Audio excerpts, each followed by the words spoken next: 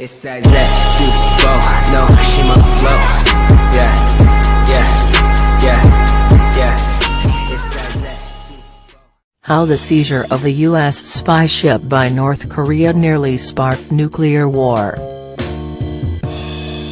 This is it, they were taking us out here to kill us, Stu Russell thought as he trudged through the snow in the middle of the night into a dark forest.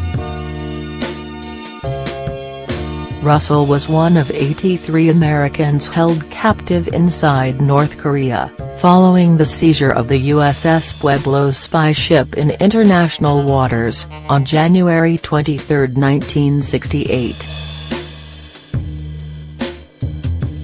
For weeks they were kept in a sparse, freezing cold building they nicknamed the barn. It had no running water and was infested with rats and bed bugs. Inside, the men were denied sleep, forced into stress positions, whipped and beaten. Their officers, particularly Lloyd Bucker, the ship's commander, came in for vicious punishments, as their interrogators demanded they sign confessions stating they were illegally spying in North Korean territorial waters when they were captured. Like today, 1968 was a period of heightened tensions on the Korean peninsula. The war that led to the division of the country had only stopped 15 years earlier, and bloody skirmishes were still common. The crew were terrified of the North Koreans.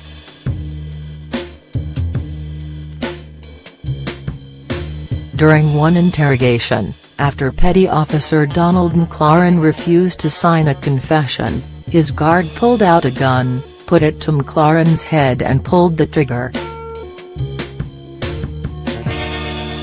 The unloaded weapon clicked, and McLaurin passed out. Mock executions like this were routine, as were beatings which seemed like they would never end. That night in the forest, as Russell shivered and slipped on the icy ground, he became ever more convinced the end had come. The seizure of the Pueblo remains one of the most embarrassing incidents in U.S. military history, the first hijacking of a naval vessel since the Civil War, 153 years earlier. The incident, reconstructed here from top-secret diplomatic cables, CIA, NSA and State Department reports, and interviews with and testimonies from the crew, raised tensions in the region to near breaking point. 50 years on, it remains the closest the world came to a Second Korean War, one that cables show U.S. generals were prepared to use nuclear weapons to fight, and could have sucked in both the Soviet Union and China. That the Pueblo's seizure did not result in war was the result of months of careful diplomatic negotiations between North Korea and the U.S., held in near secret at Panmunjom, the so-called truce village on the Demilitarized Zone, DMZ, between North and South Korea. As those negotiations dragged on, the crew of the Pueblo were beaten, tortured, and forced to sign increasingly ludicrous confessions, even as they fretted they would face further punishment on return to the U.S. if they ever got back.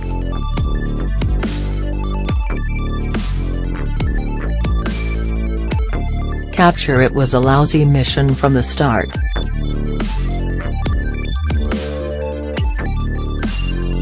After leaving the Japanese port of Sasebo on January 11, the crew of the Pueblo had to deal with equipment failure, frigid weather that meant ice had to be constantly chipped off instruments, and rough seas.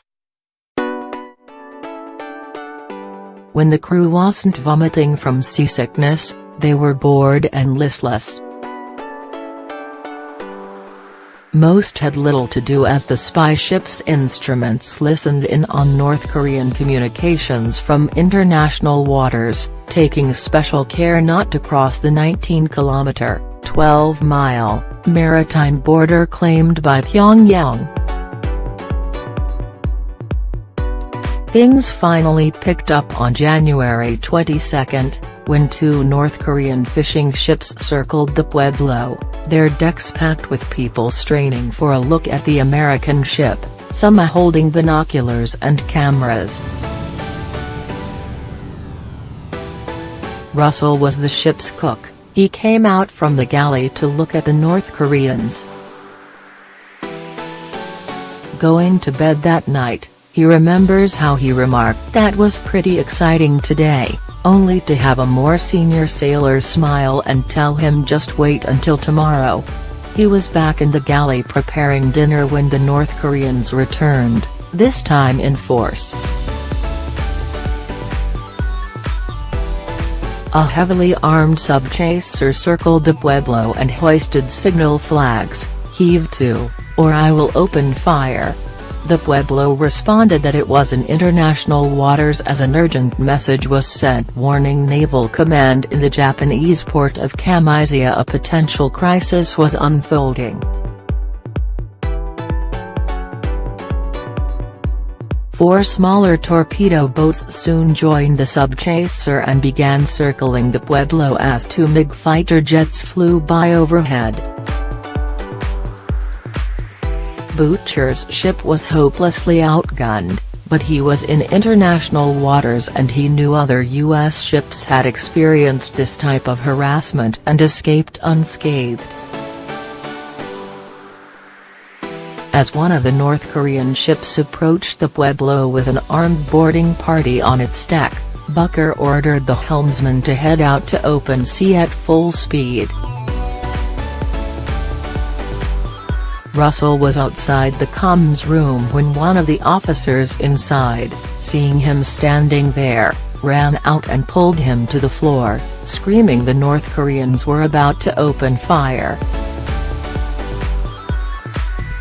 All four torpedo ships raked the Pueblo with machine guns as the sub-chaser pumped 57mm shells into the Pueblo's forward masts, knocking out its antennas and sending shrapnel spraying across the deck. "We need help," radio operator Don Bailey told Kamiseya. "We are holding emergency destruction.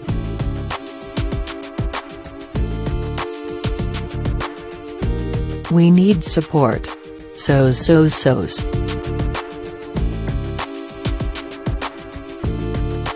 Please send assistance." The Pueblo's upper cabins filled with smoke as the crew frantically burned the classified documents on board and smashed equipment with hammers and axes. Bucker had ordered the ship to follow the sub-chaser, but seeing there was still a fantastic amount of paper to destroy, he told the helmsman to stop, to buy more time.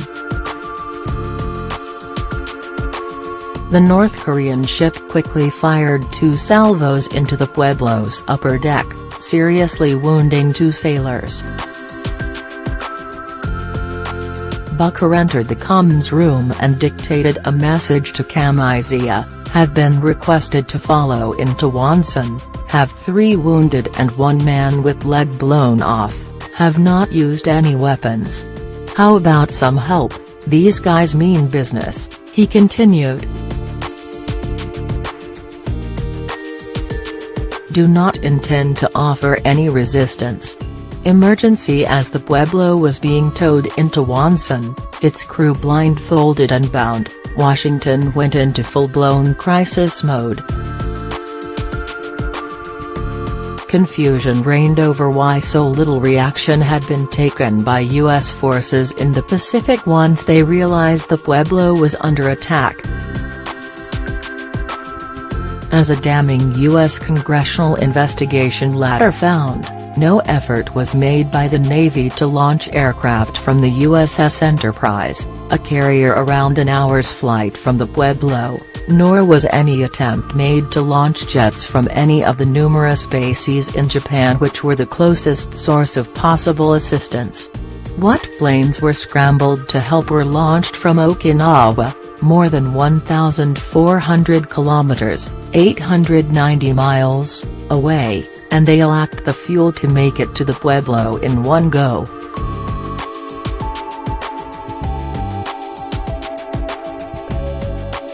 By the time they refueled in South Korea, it was too late. As President Lyndon Johnson and his advisors struggled to get on top of things, they advised the government in Seoul in strongest terms not to attempt any action which could endanger the Pueblo's crew.